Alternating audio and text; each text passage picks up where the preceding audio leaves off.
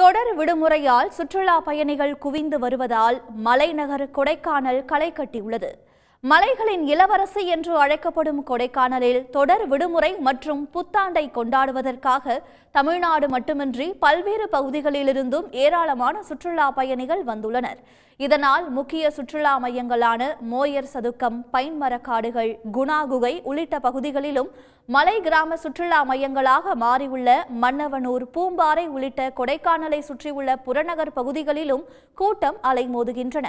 நீர்வீழ்ச்சிகள் மற்றும் அருவிகள் அருகே நின்று புகைப்படங்கள் மற்றும் செல்ஃபி எடுத்து சுற்றுலா பயணிகள் மகிழ்ந்து வருகின்றனர்.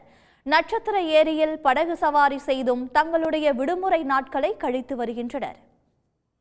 ஃபர்ஸ்ட் டைம் வந்திருக்கோம். ஆக்சுவலா இங்க ரொம்ப ஜாலியா இருக்கும். இங்க நாங்க ஃபேமிலியோட தான் வந்திருக்கோம். கிளைமேட் ரொம்பவே ஜாலியா இருக்குது. எல்லாருமே வந்தீங்கன்னா ரொம்ப என்ஜாய் பண்ணலாம். நல்லா மிஸ்ட் நீங்க வரும் பிளேசஸ் மட்டும் பார்க்காம சேம் டைம் நீங்க அப்படியே கிளவுட்லயே டிராவல் பண்ற மாதிரி இருக்குது.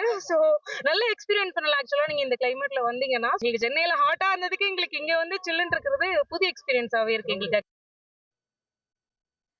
தொடர் விடுமுறையை கொண்டாட கொடைக்கானலுக்கு சுற்றுலா பயணிகள் படையெடுத்துள்ளதால் மலை சாலைகளில் போக்குவரத்து நெரிசல் ஏற்பட்டு வருகிறது.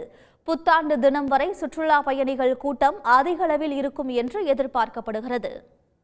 உடனுக்குடன் செய்திகளை தெரிந்து கொள்ள சன் நியூஸ் பெல் ஐகானை கிளிக் பண்ணுங்க.